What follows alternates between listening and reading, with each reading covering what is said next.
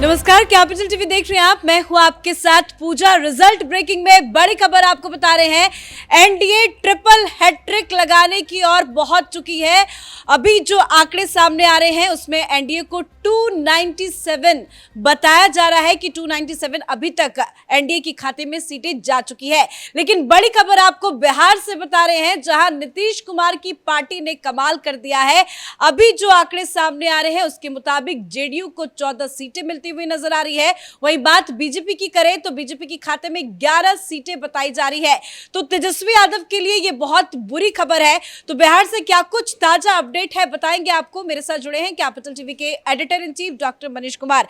ये क्या हो गया? ये तो बड़ा उलटफेर देखने को मिल रहा है। नीतीश कुमार बीजेपी से आगे निकल गए हैं। देखिए, हम लोग शुरू से कहते आ रहे हैं कि बिहार में भारतीय जनता पार्टी ने नीतीश कुमार के साथ हाथ मिला करके एक गलती कर दी।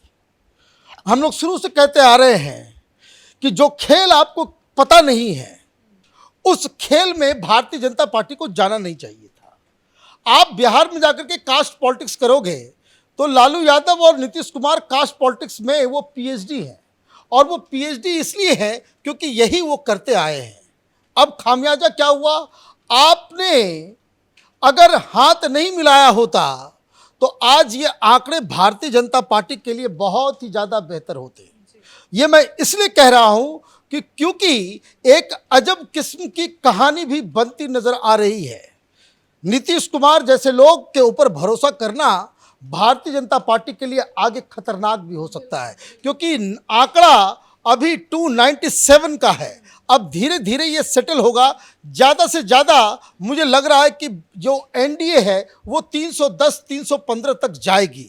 लेकिन इसका मतलब ये हुआ कि जिस तरह की प्रचंड बहुमत के साथ प्रधानमंत्री मोदी सरकार बनाना चाह रहे थे, बड़े बड़े बदलाव करना चाह रहे थे, वो इनकी अपनी रणनीति की वजह से वो अब एक हैंडीकैप हो जाएगा। आप बड़े फैसले नहीं ले सकोगे। ये जो जनादेश है वो देश को कहीं दूसरे रास्ते पर लेके जाएगा, ये एक खतरा है। लेकिन बिहार में क्या हुआ? बिहार में हुआ ये कि भारतीय जनता पार्टी की सीटें घट गई। आप गए थे ज़्यादा सीटें लाने के लिए, लेकिन आपके हाथ सीटें कम आई। जहां पिछली बार आरजेडी 0 थी, वहां आपको 5 सीटें आरजेडी जो है वो लेके जा रही है। आप दो सीपीआईएमएल, 2 नक्सली जीत रहे हैं अभी के ट्रेंड में। हालांकि जो अभी पूरा जो आकलन है, मुझे लग रहा है कि इसमें कुछ बदलाव होगा।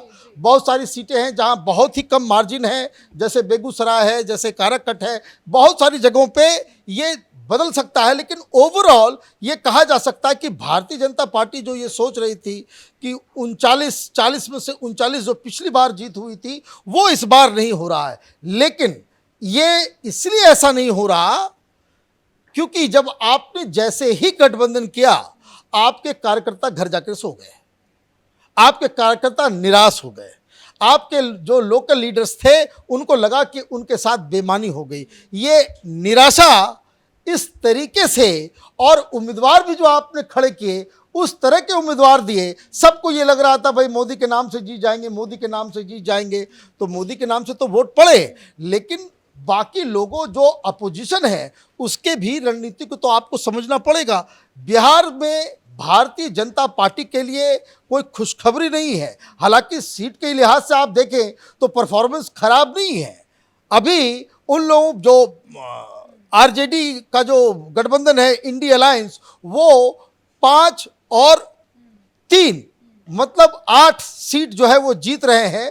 ये घटेगा भी कुल मिलाकर के। लेकिन जो भारतीय जनता पार्टी अपनी सीटें गंवा रही है वो एक चिंताजनक है भारतीय जनता पार्टी के लिए। केंद्र की जो रणनीतिकार है कि बिहार में वहां से क्या गलती हुई, वो सोचने वाली बात। बिल्कुल, और विपक्ष को भी मौका मिल गया है क्योंकि जेडीयू की जो ये सीटें बढ़ती हुई नजर आ रही है उससे विपक्ष के तमाम नेताओं के भी बयान सामने आ रहे हैं। ताजा बयान भी कुछ नेताओं का आया है। वो कह रहे हैं कि ये खेल बदल सकता है क्योंकि आपने ऐसे इंसान के साथ गठबंधन किया है कि वो कभी भी पलट सकता है। जो अभी सीटें दिखाई जा रही हैं 14-15, वाकई में अगर ये बढ़ता है तो क्या नीतीश कुमार पलटी मार लेंगे? क्योंकि विपक्ष तो अभी भी इस बात पे कायम है कि 295 तक हम आंकड़ा जो है वो पहुंच जाएंगे। देखिए, नीतीश कुमार पलटी मार के कहां जाएंगे, क्या नीतीश कुमार आरजेडी के साथ चले जाएंगे फिर से? और आरजेडी के साथ अगर जाते हैं तो क्या तेजस्वी यादव के नेतृत्व में वो डिप्टी सीएम बनेंगे? क्योंकि लालू प्रसाद यादव तो पिछली बार के गठबंधन में भी नीतीश कुमार को ये बोल दिए थे कि कुछ दिन तक आप सीएम रहो। तेजस्वी यादव कब तक जिंदगी भर डिप्टी सीएम बना रहेगा? इसलिए नीतीश कुमार कहीं नहीं जा रहे और भारतीय जनता पार्टी के जो परफॉर्मेंस कमजोर होने की अभी तक बातें कही जा रही है, ये परफॉर्मेंस अभी बिहार में कमजोर नहीं होने वाला है। अभी जो सीटें हैं, 5 सीटों पर लीड कर रही है राष्ट्रीय जनता दल, जिसमें से 3 सीटें ऐसी है जिसमें लीडिंग है। ट्रेलिंग कितना है?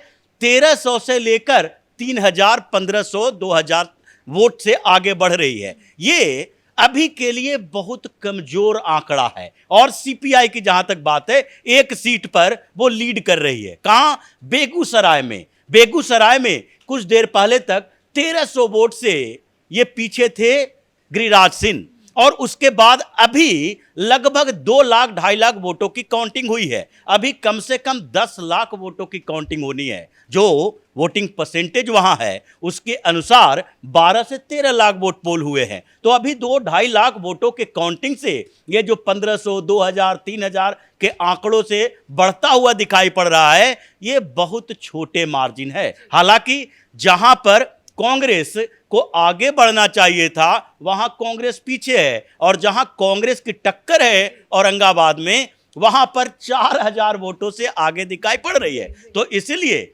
इन जगहों के जो आंकड़े अभी आ रहे हैं, ये विधानसभा का चुनाव नहीं है, ये लोकसभा का चुनाव है। हर जगह पर मार्जिन के साथ वोट की संख्या देखी जानी चाहिए कि अब तक कितने वोटों की काउंटिंग हुई है। अगर 2.5 लाख, 3 लाख वोटों की काउंटिंग हुई है और उसमें से 3000, 4000, 10,000, 20,000, यहां तक कि 50 हजार मार्जिन से जो अभी हाफ टाइम में आगे बढ़ रहे हैं, अगले 5 लाख वोटों की काउंटिंग में हो सकता है कि वो 1.5 लाख वोटों से पीछे हो जाए। इसलिए अभी हताशा की बात नहीं है बिहार में, ये अच्छी बात है। कुछ हाई प्रोफाइल सीटों की बात करें तो मीसा भारती को लेकर क्या खबर सामने आ रही है? पवन सिंह, जिनको लेकर भी सभी की निगाहें टिकी हुई है क्योंकि बीजेपी ने आसनसोल से टिकट दिया, उसके बाद वो काराकाट चले गए, निर्दलीय लड़ रहे हैं, क्या कुछ उनको लेकर अपडेट? देखिए, मीसा भारती की स्थिति अच्छी अभी तक है क्योंकि वहां भारतीय जनता पार्टी को थोड़ा नुकसान होता दिखाई पड़ रहा है। राम कृपाल यादव वर्सेस मीसा भारती वहां था, और जो राम कृपाल यादव के ऊपर भारतीय जनता पार्टी हमेशा से दांव लगाती थी इस आधार पर कि वहां पर राम कृपाल यादव वोट ला सकते हैं, भारतीय जनता पार्टी के अपने वोट हैं, लेकिन फिर भी ये जो यादव वोटों को कंसोलिडेट करने और सीपीआई एमएल के वोट को अपने साथ लाने की तैयारी आरजेडी कर रही थी। मीसा भारती 2 बार से चुनाव हार रही थी। अभी भी वहां पर ऐसा नहीं है कि 30,000, 40,000 का मार्जिन चल रहा है, लेकिन फिर भी वो लगातार बढ़त बनाए हुए है। अभी राम कृपाल यादव का क्षेत्र, जैसे पाटलिपुत्र की बात जहां तक होती है तो पाटलिपुत्र में ग्रामीण इलाके आते हैं। अगर फुलवारी शरीफ से चलता हुआ यादव बेल्ट के तरफ जाएंगे तो वहां पर लालू यादव की स्थिति अच्छी होती है, लेकिन जैसे ही पीछे की तरफ बढ़ेंगे, जैसे पालीगंज हो गया, विक्रम हो गया, वो क्षेत्र जो है वो भारतीय जनता पार्टी का गढ़ माना जाता है। हालांकि पालीगंज में पिछली बार सीपीआई एमएल का विधायक बना, लेकिन फिर भी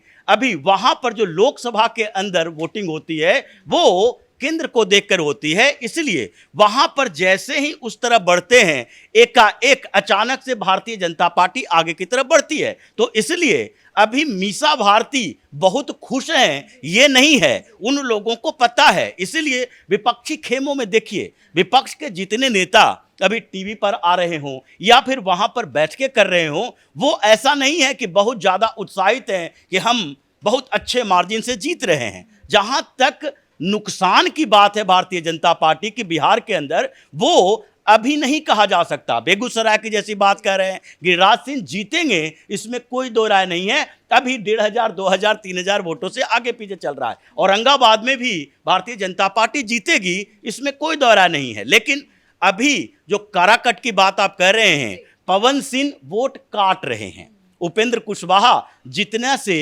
पीछे चल रहे थे उतना ही वोट पवन सिंह को आता हुआ दिखाई पड़ा। हर राउंड में पवन सिंह को 13,000, 15,000, 20,000 वोट जो मिला है वो वही वोट है जो भारतीय जनता पार्टी से वो काट कर ले गए हैं। इसलिए अगर आगे के राउंड में जो कुशवाहा वोट हैं उन जगहों पर अगर उपेंद्र कुशवाहा को एक तरफा वोटिंग होती है, वो वोट नहीं बढ़ते हैं, तो उपेंद्र कुशवाहा अपनी सीट ले जाएंगे, जीत कर आ जाएंगे। लेकिन अभी ये तो है कि पवन सिंह ने भारतीय जनता पार्टी को यानी कि भारतीय जनता पार्टी के गठबंधन को नुकसान किया है। भारतीय जनता पार्टी ने उन्हें पार्टी से बाहर निकालने में देर कर दी। कैंपेन के समय कुछ समय तक एक कन्फ्यूजन बना रहा कि जैसे विधानसभा के चुनाव में ये जो चिराग पासवान की पार्टी थी हमेशा कहती रही कि हम तो भाई मोदी के हनुमान हैं, और वो अपने अपने उम्मीदवार खड़ी करती रही। जदयू और भारतीय जनता पार्टी के गठबंधन होने के बावजूद भी कुछ भारतीय जनता पार्टी के सपोर्टर इस बात से कंफ्यूज हो गए थे कि चिराग पासवान को तो एनडीए का सहयोग है, यानी कि मोदी का सहयोग है, इसलिए नीतीश कुमार के बदले चिराग पासवान को वोट दें। यही बात काराकट में दिखाई पड़ी कि लंबे समय तक पवन सिंह इंडिपेंडेंट कैंडिडेट बन गए। उसके बाद भारतीय जनता पार्टी इस कंफ्यूजन में रही कि अभी इन्हें पार्टी से बाहर निकाले कि नहीं, वहां पर कैंपेन कैसे होना चाहिए। इस बात को लेकर कंफ्यूजन जो देर से हुई उसके कारण वहां पर वोट थोड़ा ज्यादा कटता दिखाई पड़ा। और मोदी के हनुमान का आपने जिक्र किया, तो उनको लेकर क्या अपडेट सामने आ रहा है? देखिए, वो तो 5 सीटों पर आगे बढ़ रहे हैं और जितनी सीटें चिराग पासवान को मिलनी थी, पिछले बार भी मिली थी, इस बार भी मिलेगी। अभी राजद के खेमे में परेशानी है। इन लोगों को लग रहा है कि इस बार जदयू भारतीय जनता पार्टी का गठबंधन कहीं कमजोर नहीं है। गया में जहां पर जीतन राम मांझी की पार्टी चुनाव लड़ रही है वो भी आगे चल रहे हैं, तो 1-2 सीटें जहां नुकसान दिखाई पड़ रहा है इन लोगों को, वो अभी जदयू जो 14-15, ये 14-15 का आंकड़ा ऐसे भी जदयू के लिए कहा जा रहा था, लेकिन जो भारतीय जनता पार्टी को 11-12 सीटें दिखाई पड़ रही है वो 3-4 सीटें का मार्जिन इतना कम है कि ये 16-17 तक धीरे धीरे अगले दौर में पहुंच जाएगी। इसलिए एनडीए को बिहार में 36 से ज्यादा सीटें ही मिलेगी, कम मिलने वाली नहीं है। बिल्कुल, धन्यवाद सर। तो जो खबर बिहार से सामने आ रही है, फिलहाल तो कुछ ऐसी सीटें हैं जहां पे बीजेपी जरूर पीछे है, लेकिन बताया ये जा रहा है कि कुछ ही देर में जो वोटों की मार्जिन है वो बहुत कम है और बीजेपी का आंकड़ा बढ़ेगा। अभी फिलहाल की ट्रेंड की बात करें तो एनडीए को 30+ यहाँ पे मिलता हुआ दिखाई दे रहा है, लेकिन 35 से ज्यादा एनडीए के खाते में सीट आ सकती है। तो बिहार में एनडीए की बड़ी जीत की खबर सामने आ रही है। इस बड़ी खबर में फिलहाल इतना ही। देखते रहिए कैपिटल टीवी। नमस्कार।